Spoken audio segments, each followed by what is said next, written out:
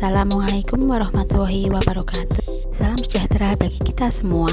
Jumpa lagi bersama saya Mira Mariski dari tim KKN UGM Unit Jatipurno, khususnya di Desa Girimulyo. Pada video kali ini saya akan menyampaikan materi mengenai strategi penanganan kera di lahan pertanian. Kera atau monyet ekor panjang merupakan salah satu primata dari genus Macaca yang memiliki nama latin Macaca fascicularis. Monyet ekor panjang ini banyak ditemukan di berbagai wilayah di dunia termasuk di Indonesia. Di Indonesia, monyet ekor panjang ini tersebar hampir di seluruh wilayah Pulau Sumatera, Kalimantan, Jawa, Bali, Nusa Tenggara, dan pulau-pulau kecil lainnya.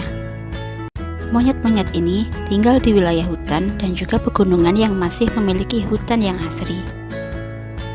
Monyet ini memakan buah-buahan, serangga, dan juga hewan kecil lainnya.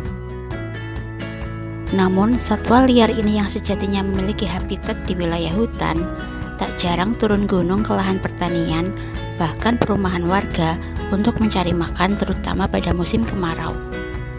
Persediaan bahan makanan di hutan yang sedikit menjadi pemicu monyet-monyet ini turun ke lahan pertanian untuk mengambil makanan. Jumlah monyet yang turun gunung ini biasanya bergerombol atau memiliki kelompok kawanan yang terdiri dari beberapa ekor monyet bahkan hingga puluhan. Aksi monyet-monyet ini sudah meresahkan para petani karena menyebabkan gagal panen dan juga kerusakan tanaman. Monyet dapat dikategorikan sebagai hama ketika menyebabkan kerugian ekonomis dengan merusak dan memakan bagian tanaman seperti buah, daun, biji-bijian, dan umbi dari tanaman pertanian. Desa Girimulyo, Kecamatan Jatipurno, Wonogiri merupakan salah satu wilayah yang mengalami gangguan serangan kawanan monyet yang berasal dari hutan sekitar desa.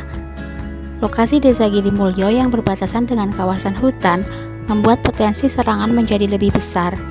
Bahkan, frekuensi serangan dan jumlah monyet-monyet ini dari tahun ke tahun mengalami peningkatan karena perkembangbiakannya yang sangat cepat. Peningkatan jumlah kawanan monyet ini juga bisa disebabkan oleh sedikitnya predator monyet-monyet di dalam hutan. Lalu bagaimanakah teknik pengendalian hama pertanian? Upaya pengendalian hama yang disarankan adalah menggunakan sistem pengendalian hama terpadu atau lebih dikenal dengan PHT. Sistem pengendalian hama terpadu merupakan konsep pengendalian populasi atau tingkat serangan OPT atau organisme pengganggu tanaman dengan beberapa teknik pengendalian yang dipadukan untuk mencegah kerusakan dan kerugian ekonomis serta mencegah kerusakan lingkungan. Sistem pengendalian hama terpadu memiliki 4 prinsip dasar yang mencerminkan konsep pengendalian hama yang berwawasan lingkungan untuk pembangunan pertanian yang berkelanjutan.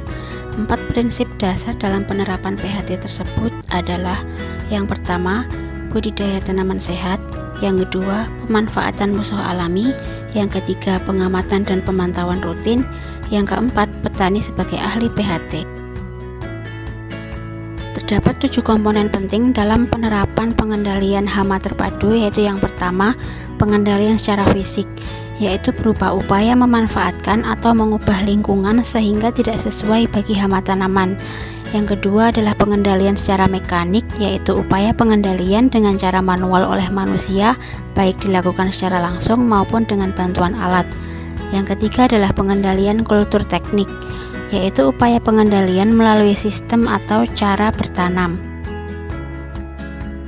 Berikutnya adalah pengendalian dengan varietas tahan, yaitu upaya mengurangi tingkat serangan dan kerusakan tanaman dengan menanam varietas yang tahan. Berikutnya adalah pengendalian secara hayati, yaitu upaya pengendalian dengan memanfaatkan agen hayati atau musuh alami dari hama tanaman. Berikutnya adalah pengendalian dengan regulasi, yaitu berupa upaya pengendalian dengan peraturan perundangan yang dibuat oleh pemerintah.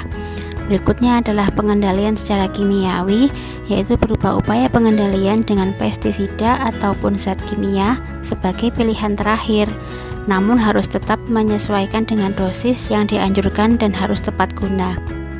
Bagaimana strategi yang dapat dilakukan untuk menghalau serangan monyet-monyet di lahan pertanian? Pengendalian secara fisik yang dapat dilakukan adalah yang pertama memasang penghalang atau barrier di sekeliling kebun, yaitu dengan memasang pagar, tanaman berduri seperti tanaman jeruk dan tanaman semak berduri lainnya, serta memasang jaring atau paranet. Upaya ini juga memerlukan koordinasi para petani sehingga dapat efisien dalam penggunaan biaya usaha tani. Pengendalian secara fisik yang dapat dilakukan berikutnya adalah membuat campuran kapur barus dan terasi panggang. Bahan yang dibutuhkan adalah terasi, kapur barus, palu atau alat penumbuk lain, kain, tali rafia, dan gunting. Cara pembuatannya, yang pertama siapkan terasi panggang sebanyak 3 kg untuk penggunaan 1 hektar. Yang kedua, kapur barus ditumbuk bersama terasi dan dicampur hingga merata.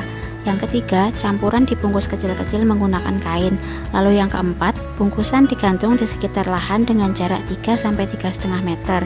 Campuran kapur barus dan terasi panggang ini disebut-sebut memiliki aroma seperti harimau yang merupakan musuh alami monyet. Berikutnya adalah pengendalian secara mekanik menggunakan bantuan alat. Yang pertama, menggunakan bantuan cakram CD atau DVD. Cakram CD atau DVD ini digantung di sekeliling lahan untuk mengganggu penglihatan monyet di siang hari. Lalu cara yang kedua adalah menggunakan bantuan ban bekas yang dicat menyerupai kulit ular. Cara ini sudah diterapkan di Banyumas, namun dengan catatan ban bekas diletakkan di sekitar lahan atau dikalungkan di salah satu pohon. Yang kedua, ban bekas hendaknya dipindahkan beberapa waktu untuk mengelabui monyet. Namun cara ini mempunyai kelemahan, yaitu bisa membuat takut manusia yang melihatnya. Cara berikutnya adalah membuat perongsong buah dari kawat. Alat dan bahan yang digunakan adalah tang, gunting seng, kawat atau tali kabel bekas, rafia, seng bekas, kawat kandang ayam, dan tangga. Gambar di samping merupakan salah satu contoh perongsong buah yang dibuat dari kawat untuk melindungi tandan pisang. Cara membuat perongsong buah dari kawat itu yang pertama, kawat dipotong sepanjang 1,5 meter, lalu yang kedua potongan kawat tersebut dibentuk menjadi tabung kemudian diikat. Yang ketiga, seng bekas dipotong berbentuk lingkaran seperti gambar di samping sesuai diameter tabung kawat yang dibuat atau sekitar 70-80 cm. Lalu bagian tengah lingkaran seng dilubangi sebesar tandan pisang yang akan dibungkus. Berikutnya pinggiran seng dilubangi dengan paku. Berikutnya seng dipotong menjadi 2. Nah, gambar di samping merupakan ilustrasi dari pemotongan seng bekas. Cara memasang perongsong buah dari kawat berikut ini. Yang pertama, siapkan tangga untuk memanjat pohon. Nah, contohnya untuk pohon pisang. Lalu yang kedua, potongan seng dipasang ke bagian tangkai tandan pisang. Yang ketiga, perongsong kawat berbentuk silinder dimasukkan dari bawah tandan pisang dan diikat menggunakan tali atau kawat ke tiap lubang pada pinggir seng. Yang keempat, kawat dan seng diikat melingkar dan pastikan ikatan rapi dan kuat. Lalu cara yang keempat adalah memasang alarm sensor solar. Alarm sensor solar ini merupakan alarm yang mampu mendeteksi gerakan di lingkungan sekitar dari jarak 5-8 meter sehingga akan mengeluarkan bunyi yang dapat menakuti hewan termasuk monyet. Alarm sensor ini menggunakan energi tenaga surya sehingga cocok dipasang di area kebun yang sering diganggu oleh monyet-monyet. Berikut ini merupakan contoh pemasangan alarm sensor solar di kebun sawit.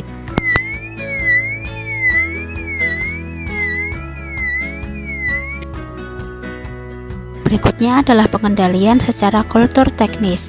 Yang pertama, dilakukan pergiliran tanaman atau tanam serentak.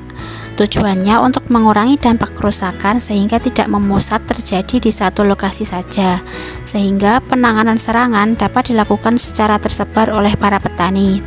Lalu cara yang kedua adalah membuat parit. Parit ini dibuat di sekeliling kebun untuk mencegah monyet-monyet ini memasuki kebun. Cara pembuatan parit juga dilakukan di daerah Aceh yang sering terjadi konflik antara gajah dan juga petani. Selanjutnya adalah pengendalian dengan varietas tahan. Yang pertama, dilakukan penanaman tanaman yang tidak disukai oleh monyet, seperti empon-empon dan juga tanaman talas.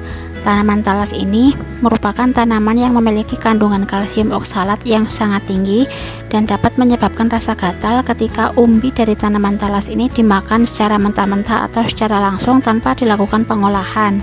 Yang kedua, dilakukan penanaman tanaman berduri, misalnya tanaman jeruk maupun tanaman berduri lainnya.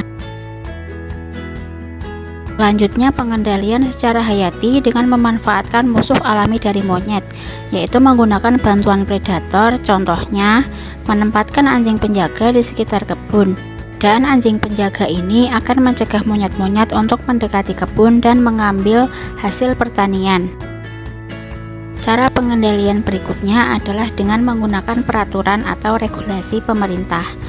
Berdasarkan Undang-Undang RI Nomor 41 Tahun 1999 tentang Kehutanan, disebutkan pada pasal 50 ayat 1 bahwa setiap orang dilarang untuk merusak prasarana dan sarana perlindungan hutan. Dan pasal 50 ayat 2, setiap orang yang diberikan izin usaha pemanfaatan kawasan dilarang melakukan kegiatan yang menimbulkan kerusakan hutan. Berdasarkan peraturan ini, maka hendaknya kawasan hutan yang menjadi habitat monyet-monyet ini tidak boleh dilakukan kegiatan yang dapat merugikan seperti merusak hutan. Sehingga strategi jangka panjang yang harus dilakukan adalah melakukan gerakan penghijauan sebagai upaya konservasi, sehingga ketersediaan makanan kera atau monyet di dalam hutan akan tetap melimpah bahkan ketika musim kemarau. Pengendalian lain yang dapat dilakukan adalah hendaknya berkoordinasi dengan Balai Konservasi Sumber Daya Alam atau BKSDA di daerah setempat, atau dapat juga dilakukan pelaporan secara online dengan mengunjungi halaman website ksda.jateng.id. Kegiatan pelaporan ini dilakukan apabila gangguan kera sangat mengganggu dan meresahkan, dan juga kera atau monyet ini menunjukkan sifat yang agresif sehingga dapat membahayakan masyarakat desa. Sekian strategi pengendalian serangan kera atau monyet di lahan pertanian yang dapat saya sampaikan. Apabila ada kesalahan, saya mohon maaf. Wassalamualaikum warahmatullahi wabarakatuh.